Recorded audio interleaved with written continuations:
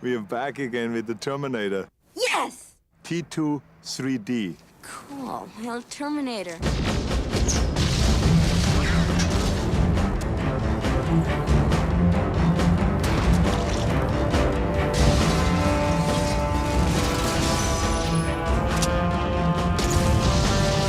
Arnold Schwarzenegger, director James Cameron, and special effects master Stan Winston have reunited to continue the Terminator saga. But this time, they're back to create more than just a movie. Join them on a journey behind the scenes to Universal Studios Hollywood to witness the challenge of blending a live-action stunt show with an amazing 3D film for an experience unlike anything seen before.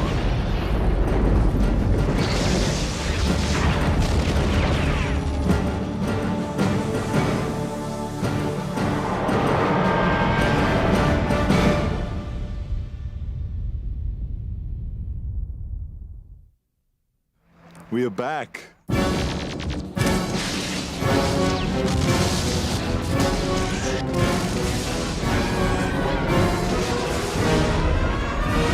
Terminator is a giant phenomenon. Both of the films, the first two Terminators, have been done extremely well. They've been received all over the world with gigantic enthusiasm. In the second film, everybody embraced it, even though we took the most sinister killer in history and turned him into a hero. Come with me if you want to live.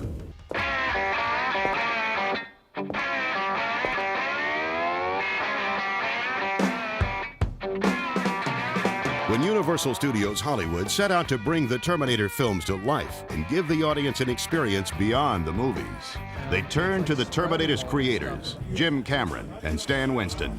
Their idea in this was to integrate a film show with a live show, which I don't think anybody's really done. And then the logical thing was do it in 3D so that the objects on the screen can become almost indistinguishable from the people in the foreground, and you can actually create this kind of breakdown of the barrier between reality and film reality. This is what will create tremendous excitement, because you will feel that you're actually part of the Terminator story, that you are the one that is part of being chased, that you're the one that is in danger while you're sitting there. So we're dependent on a much broader team now. This is not just a filmmaking team. This is a filmmaking team and a live action team all coming together in a mix in a way that it hasn't come together before. Because the experience of Terminator 2 3D would rely not only on film technology, but on live action as well, Universal Studios enlisted the talents of ride consultants Landmark Entertainment. All the live guys understand that what we're doing ultimately interconnects with film. And likewise, all the film guys understand that this film doesn't exist on its own. It's going to be part of this live performance. This is the magic ground, you know. This is the film and this is the stage, and this is what has to happen. It's this area in the center, this part here, that is the unique new thing, and that is what makes this a unique new attraction. This is deep. The challenge was set. In order to create the next chapter in the Terminator story, a new type of theater would have to be designed and built at Universal Studios Hollywood. Audiences would find themselves right in the middle of an action-packed stunt show that, through state-of-the-art 3D, would blend seamlessly with an incredible 70mm film. For the first time in history, live actors would interact with the screen to bring the Terminator to life. Excellent. The genesis of the Terminator attraction was Universal Studios saying, come up with some idea for a Terminator stunt show. Universal has pioneered those things for the entire industry. They have really made it their mission to create something new, something you haven't seen or experienced before. And we owe that to Lucas and Spielberg and Cameron and those guys who have created movies that are so compelling and they involve you so much and the effects are so spectacular that the whole expectation level of the audience has gone up. We went into it with this sense that we were not just doing a kind of knockoff ride or themed attraction to kind of just be spun out from the film, but one that would create a stepping stone to a third theatrical production. Get down. This is break ground. This is a new venue. As Terminator 1 was a new venue for film, this is a new venue.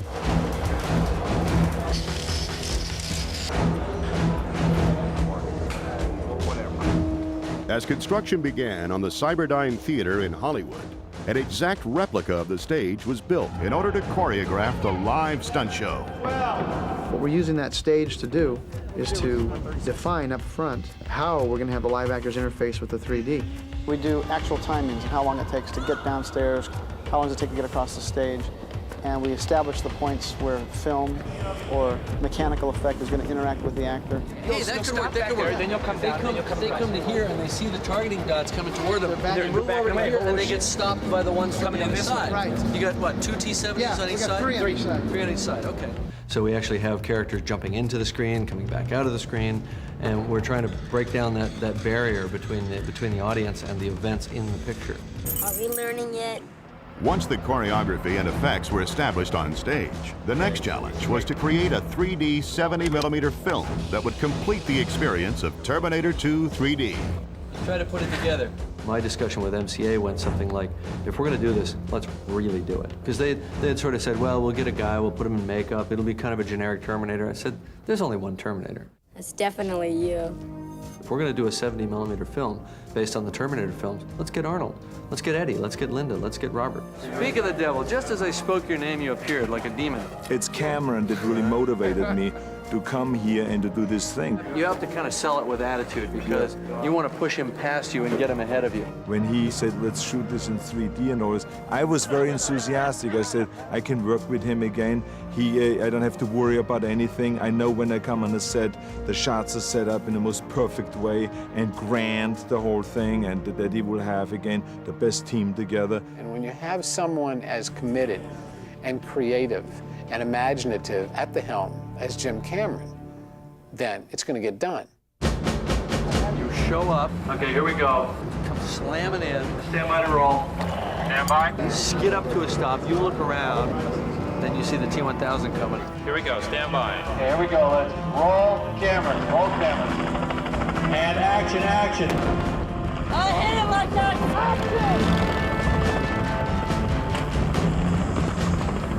When we come back, we'll see how Universal Studios Hollywood is bringing the Terminator to life beyond the movies.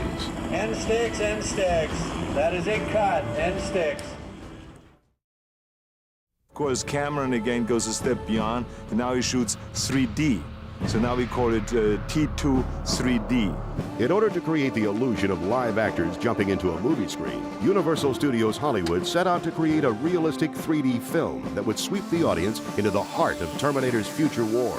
This movie is huge. I mean, it was overwhelming when I thought about it. I had no idea what I was getting into as producer, I'll guarantee you. Me and Arnold are going to jump into this screen, into this 3D world, and, you know, it's kind of continuing the T2 story. Reuniting the production team from Terminator 2, the 3D film would require 3 weeks of night shooting in the Arizona desert. It was wonderful going out and seeing this future war set out in the desert. It was very unsettling. It was a phenomenal set. It had surpassed the sets we had had on the previous shows. I've never even heard of this place before. I said, what? We're going somewhere on the California and Arizona border. There's a steel mill. There's a mining town. You know, we're out in the middle of the desert, out in the middle of nowhere, you know? And look at this. It's awesome. Actually, give me a big yell, because I can carry that yell through the air on the stunt guy. John leaps on the motorcycle takes off, leaps through the time portal into the future, and we, the audience, get sucked through into the future behind them, and all of a sudden we're inhabiting their universe. Jump into the future, you stop and look back, he comes into the future behind you, and his hands grow into hooks. Wow. Wow. T-1000 is still targeted on John and Sarah, and he's chased them back in time to the future world. Here we go. Stand by, Robert. You've gassed it, you've taken off. He's taking a swipe at you. And when he gets in their camera range, about 6 feet away where I was swatting, I start swatting like crazy. And slap! He's gaining! Let's run it a few times and we'll tie the camera in the movement of the camera. Okay. The way Jim shoots with action is it's always a moving camera. And that was one of the biggest challenges we had. Come down, little Gino. Higher cliff. Swing the main arm over. Okay, up a little higher. Okay, Doug, you come to the right. This is a move. You know, these 3D cameras aren't used. These are 3D 70mm 2 cameras mounted. They weigh tons. One is shooting down into a beam splitter and the other one is shooting through it in order to get the two images aligned. So new equipment had to be developed to allow Jim to get the kind of shots that he wants to get. We probably had every crane ever built maneuvering a 600-pound package around, including cable cam, which can move up to 30, 40 miles an hour. We hooked our 600-pound rig to that. He came to me before we started shooting. He says, this rigging is entirely different than on Terminator 2. This enables me to get much better shots here. For me, the trick to doing 3D is to not to have one kind of gag where something's coming straight out at you after another. So basically what it amounts to is when you go, these things are growing right out to the audience. You have to tell a story, you have to have a narrative, and you have to stick to the normal cinematic style. And then every once in a while, if something should happen to come off the screen and come into the audience, right, that's it. You try to integrate that in an organic way so the audience doesn't feel like they're just getting poked in the eye one time after another. Even though the goal is to poke them in the eye one time after another. Because I want to set the stage for a shot where we go into one of these hits and we see it come back and go past the lens. Jim Cameron is a director that always goes all the way and then much more. Lazy we don't want. Let me show you what I want you to do. It kind of goes like that. Why don't you shoot to my hand? You gotta get your foot seated deep into this fender. And he would drive everyone crazy about set decorating, what the set should look like. He has a very clear vision, and he is just such a perfectionist. That's just the way he is. Okay, here we go, rehearsing. Well, they kept saying you're going to be running a lot. How fast you want to go? And I think I've run more in this than I did in the movie. Action! The wheels of the T-1000 are really getting stiff. But so far, I haven't let myself down. I caught him a mile up the road there. There's a lot of running, escaping, trying to hide, trying to get away from the enemy and all those things. So I have to practice the spinning of the gun in a very efficient way and in a very accurate way in order to really sell the idea that it's a machine that I am rather than a regular human being. Careful, Arnold, we need that camera. Then I have this gun with me in the car, I have it in the office, I take it with me everywhere, just so I practice all the time, so it again becomes second nature. That's fabulous. You cock the gun, fire again. His head comes open into the sauce head effect, which does stop him. He tumbles and falls. You're going to see it blast open, and this guy will be going down on the gun. Ready and action! Hey! Let's bitch. We just want to do one more. I want to lessen this fire. We're on to the next shot. Do one where we start on the robot. We have now that opportunity to take something we have developed to a certain extent and now develop it even a little bit further. We, of course, are bringing the endoskeleton back to life. We have walking rigs that are carried on Shane Mayhen's shoulder. We have the endoskeleton attached to a crane arm. We use all of these different methods to take this machine that's supposed to be able to walk on his own and simulate his walk. Now the body is going to surge up and forward And down. and down, Right. and you're going to wind up in this position. The thing that was really important for me was because it was such a technological project with these huge cameras, very sophisticated visual effects and computer animation and all that, I always have to keep my eye clearly on the ball with respect to story and character. You're missing the point. As long as she's got ammo, she has to be fighting the T-1000. If she's fighting the T-1000 and we don't see the outcome, and we go into the future, and the next thing we know, the T-1000 comes jumping into the future with us, Sarah's dead. The audience finds their way into a story like this through the characters. And even beyond that, we've created new machines, new adversaries, new problems for the Terminator to face, and those are in 3D. So you're going to see a step in the evolution of the story and of the characters in T2 Battle Across Time, which may be finished in the third film.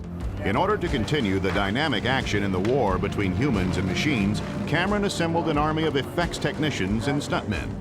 With a mind-boggling array of pyrotechnics, they would surround John and the Terminator with laser blasts from a flying hunter-killer, which would be added to the scene later in post-production. And we can have them play around and come back in a big circle and then chase them. There's going to be some laser hits raking across the ground behind you, right? Like that flying hunter-killer still chasing you. T2 and John Connor get pinned into a parking structure, and the flying HK can't catch them, the big one. So it deploys 4 smaller guys, which are the flying hunter killers. And then the mini hunters are going to come around the column and shoot at you from out there, and that's when you get shot in the back. Arnold actually physically interacts with this one. And the thing's still trying to fly. It's still. So you have to do, quit your whining, bam. but the actual flying ones that are in the scenes will be completely 100% computer generated. Yeah, and what we should do is time it so that it's chasing them. Boom, boom, boom, boom. They pass this, boom, it's behind them. Once you get right here, the top of that building's going to go right there. 100 gallons of gas, okay? Top of the metal building. Boom, that goes, right? There, we rehearsed it 20 times. Oh, we're just going to push the bike slowly right now, and you can tell them what's happening. So we knew exactly how many seconds it took from them to get from their first position to their last position. This ain't going to take long to get through here. There's still going to be fire pluming up even as you get right up in here, right? There were probably 20 different effects guys on different buttons setting all that pyro off. These are cork and spark hits. We're going to put these in the ground, shoot them, and it'll look like a strafing run. This is where I'm triggering it. We call it a striker board. We'll connect it to that battery right before we get ready to shoot. And then I'll just take a screwdriver and it'll fire it off. Okay, here we go. Stand by. Okay, here we go. Let's roll cameras. We're rolling. And action. That was a nice explosion.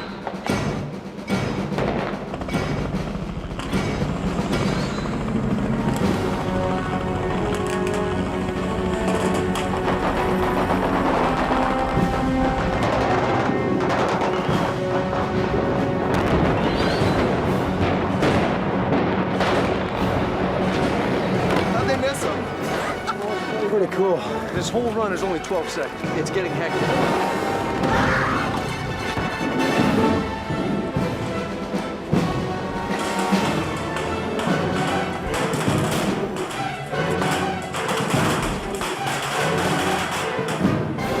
From this position,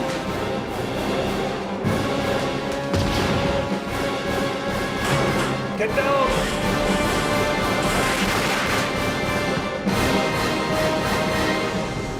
Hasta la vista, baby.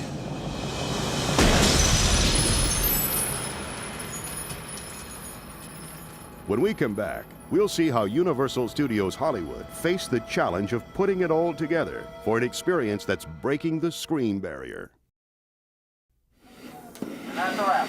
Very good, guys. Thank you, one and all. I appreciate the scramble on that last take. I think we got it. It looked good.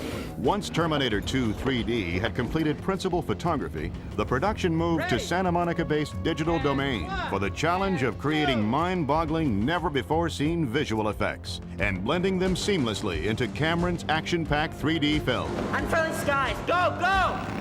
We're able to put Arnold and Eddie Furlong on a motorcycle racing through the middle of a futuristic battlefield 100% realistically in 3D with the foreground in perfect stereo and the background in stereo, but the two weren't in the same place at the same time. Now, can we get a time code on this shot? One of the many things that's unique about this project is the way we're using the visual effects, because previous large format, 70mm 3D projects have been limited to using optical and miniature effects, and we're able to use 3D computer-generated animation, or CG animation, and spit that out at very, very high resolution. That's Skynet? Yep. Can I ask why we're heading toward it? You don't want to know.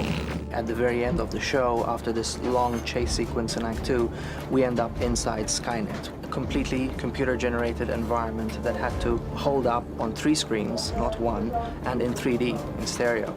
And we essentially built all the objects as though they existed in the same scale as the theater. So our screens here are 50 feet wide. So these objects in our 3D space exist at that same kind of size. And that way we could place cameras as though they actually were the eyes of somebody in the audience.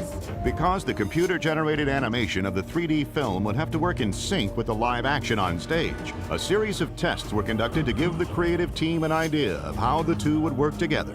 We've been working on the stage for other timing purposes, but a week ago was one of our first real tests with the film. This is great. All 3 screens are opening up for the first time, and the audience is going to be looking at this in 3D. It's just blind choreography, just our best guess at what's going on.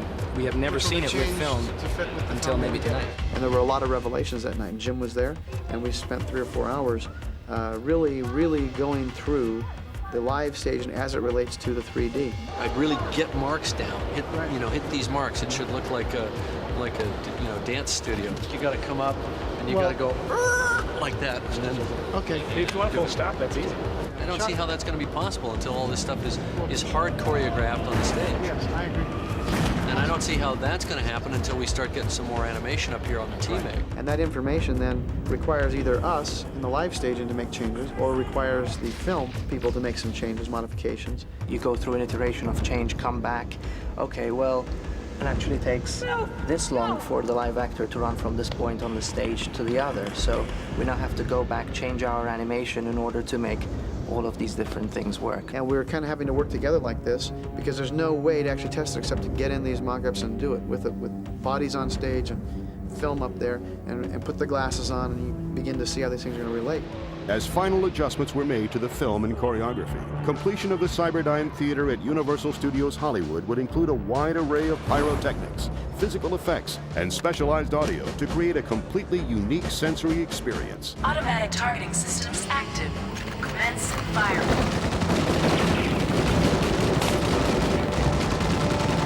The sound design for T2 Battlecross Time is unique because it's a 3D experience, and we're trying to enhance the 3D picture by creating an illusion of 3D audio in this venue. So they have to be able to see the sound and feel the sound coming to them. They also have to be able to feel and see the sound as it goes deep into the scene. With a custom-made system using 24 tracks of digital playback and 66 separate speaker locations, the sound designers were able to completely engulf the audience in the Terminator experience. There's no other theater like this in the world. This is a very unique experience, and I think that Universal seems to deliver on that. They're cutting new grounds every time, and this is definitely going to be something to try to beat.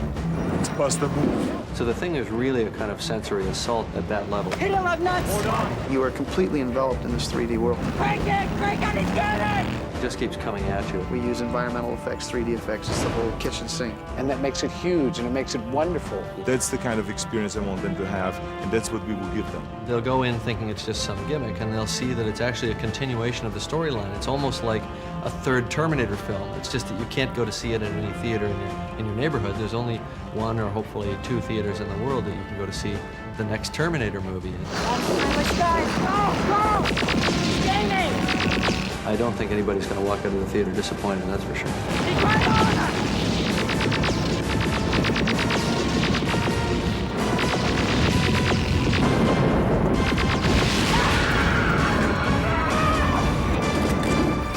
Mini Hondas, keep moving.